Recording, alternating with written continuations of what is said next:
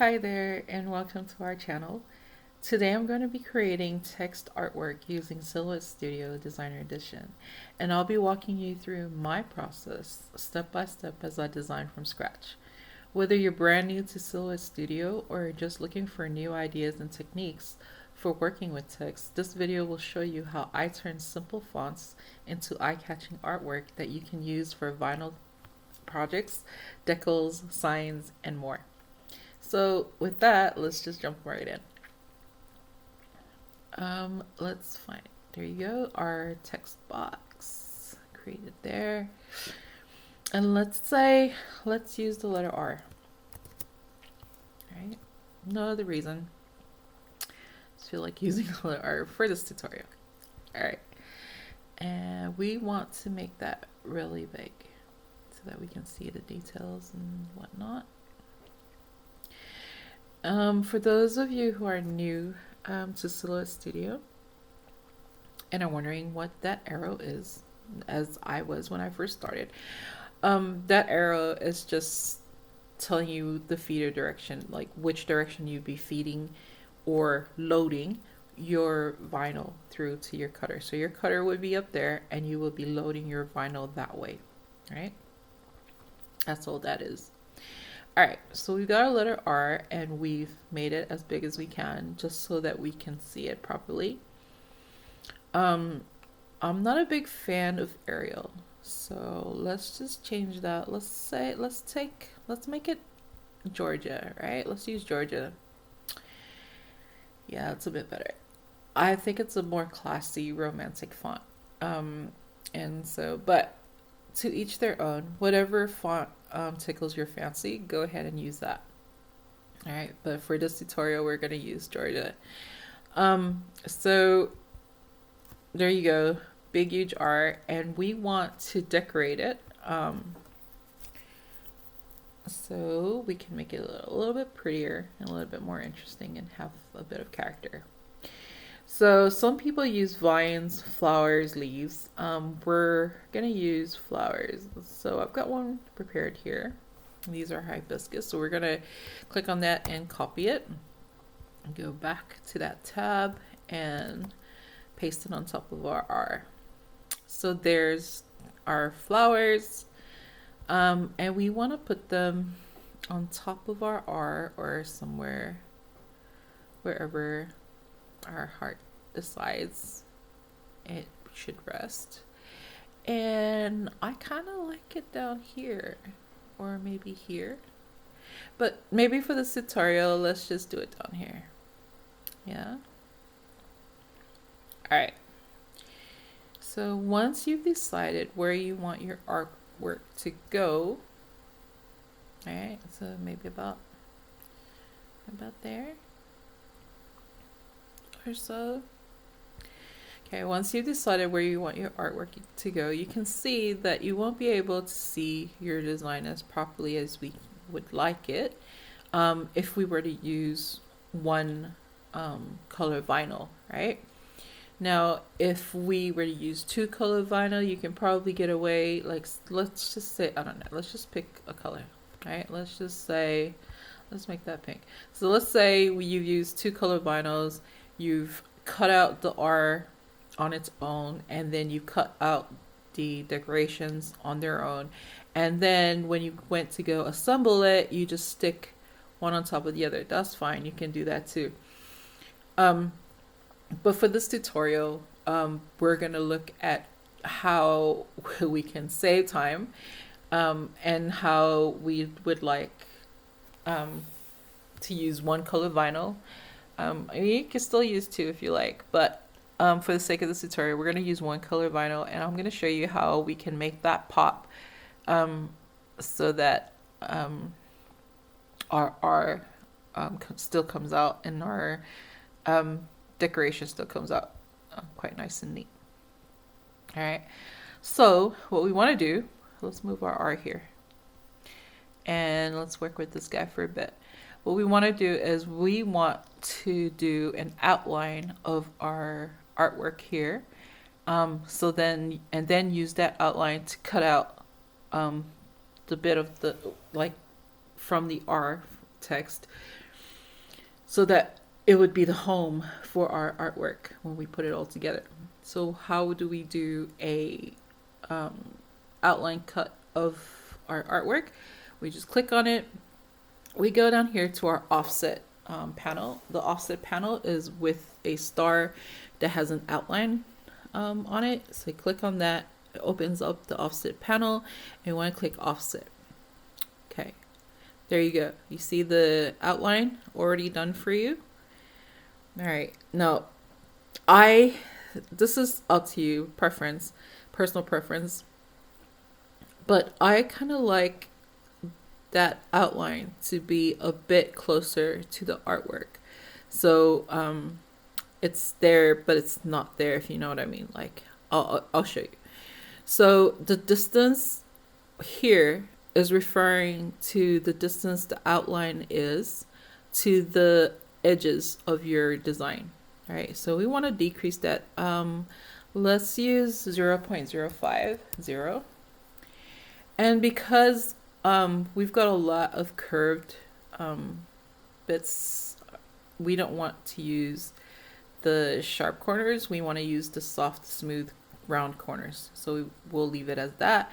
0.050 is the distance our outline will be from our artwork, and you want to hit apply. So you see how it's gotten closer.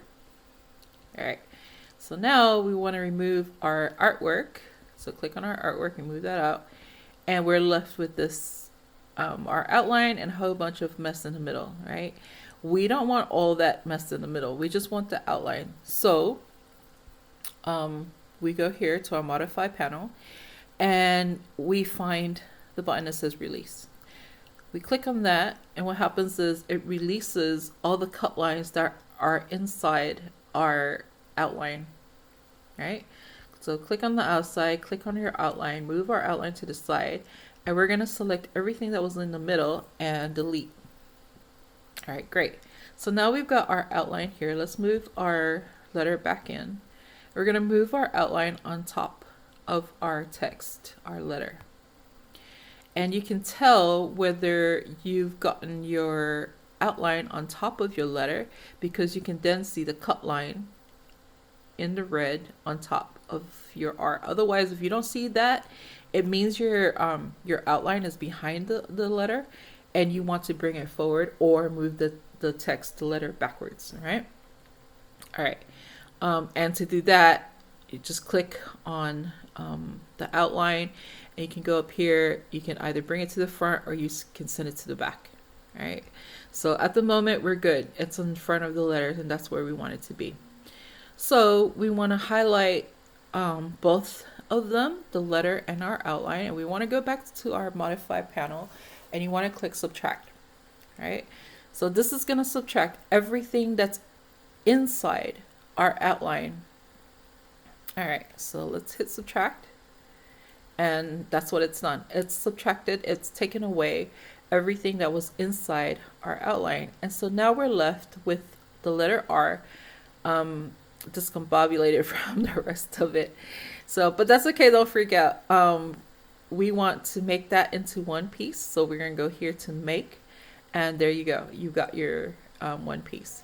Then we're going to take this is where the magic happens. We're going to take our flowers or your decoration art, and we're going to try to put them back in here. So, play around it. There you go. All right, cool. So now you've got your text and your decoration, and let's hit make, and there you go. Now you can send this one piece into your cutter, and it will cut out the whole thing on one piece vinyl. And when you put it onto your whatever your printable area is, it'll look exactly like that. So let's say, for example, we want to put this onto the cover of a notebook, and the cover of our notebook, the printable working area is, say, 4 inches by 6 inches, right? So that's 4 inches wide and 6 inches tall. That's the only area that you could possibly stick something onto, right? Okay. Now, and we want to make sure that when we cut this out and we put it on that notebook, that this isn't gonna be too big or too small for what what we want. And my hack for doing that is I go here to the drawing tools. I pick up the rectangle, right? Now I just draw a rectangle here or a square, whatever have you. It doesn't matter what size because you're gonna fix it up here. So up here is where it gives you the dimensions of what you've drawn, right? Of the object that you have highlighted. So what we've got is 5.865 by 6.419. Those are the dimensions of this. Now, like I said, our printable work area on that notebook was 4 inches by 6. So we want to hit 4 inches by 6 inches, right? This gives you an idea of what your design will look like on the printable work area. So you click OK, and there you go. So that's the printable work area of your notebook, right? So as you can see, let's make this a different color just so we can see it properly. All right. So as you can see, our printable work area for our notebook is way too small for the size of our current design, right? So what we want to do is we want to resize this design so that it fits into that printable work area. So what we want to do is we go click on our design and we go up here. Now, before you do anything, you want to make sure that this is locked, right? So at the moment it's open. So it says lock aspect ratio. If you click on that, that will lock your design. So when whatever number you enter for the width, it would increase or decrease your height proportionally. That makes sense. I'll just show you. All right, so let's say we want the width at 4 inches, right? If this remains unlocked and you hit enter, what's going to happen is it skews your design and then just gives you the 4 inches, but it doesn't fix your design to be proportionally resized. So what we want to do, let's undo that. What we want to do is make sure that this is locked, and then you can resize, say 4 inches, and it resigns our design perfectly and seamlessly. All right, so let's put it on top of this, right? So we take this and we send our printable work area to the back, and then we take our notebook. Our artwork, and we put it on top. Let's make that. We highlight everything and let's align it to the center.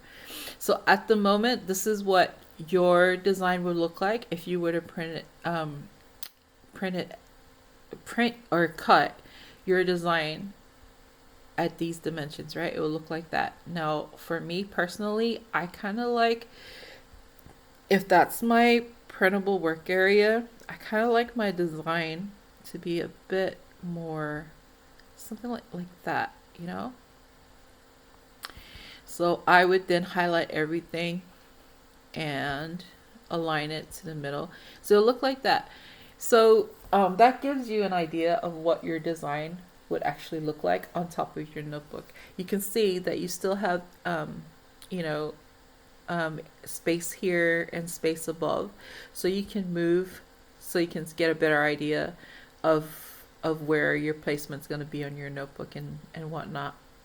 And this will save you vinyl and things like that. We'll not having to keep reprinting because it's either the design is too big or it's too small or whatnot. So so I see that there's area down here. There's more space down here. So you can put anything down there. You can put the private thoughts of whatever. But let's put because of I'm using Georgia, and usually when I use Georgia I like to pair it with script font. So let's say our friend, his name is Ronald, and we want to put that down here somewhere, right? So let's highlight that, and we want a script font. Let's use this one. All right. Yeah, so it looks something like this. So highlight everything, and we're gonna align everything to the middle. Perfect. And then, so yeah, so then we know that when we take it, like, we could adjust our design in that space, but at least we know, that our design fits in that space, and it'll fit nicely in that space, right? Okay. Let me just show you something while I'm here. All right. When you use script fonts, let me uncolor that so you can see it better. All right. See down here, you can see that it overlaps, and so like the cut lines overlap, right? That can create some problems. Like I've got my cutter set so that it doesn't cut those, but for to save you time, what you can do is you just click on your text here and you go to weld, and there you go. So see, it's become one piece, right? You can see when you see outlines like that, it means that it's not all one piece. So what you want to do is you want to group that so that if it moves together, right? So there you go, it's grouped. There you go. Let's put some color to it so you can see it better, and let's zoom out. So that's what your design looks like, right? Yeah. And then, oops. So that's what you design. Group it. That's what the full design looks like, and you want to move it here. So again, this way you can also see you got all this space here as well that you can, if you're working on multiple projects and you want to cut all of them at once, you can put your other this space to put other designs and whatnot there. So you're not wasting it by putting your design in the middle here and you're wasting all the space. You can just put it, align your artwork so that you've got all the space, and it's easier, if you trim just that out, you still have the space that you can reuse at another time for another project. All right, that's our tutorial for today. I hope it's been helpful to you. If you have any questions or comments or whatnot, feel free to throw them in the comment section and I'll get back to you as soon as we can. I'm always interested to see how other people as well work with Silhouette Studio. You can never stop learning, and like little things that you can do to help each other and like save on your material as well. I mean, that helps a lot wherever you can save money. But yeah. I hope to see you next time, and thanks again for your patience and for watching. This is my first video, so a little bit nervous, but I hope I've given you the tools or the techniques that you can for a beginner right up to an expert to to hone their craft. All right, thanks guys. See you next time.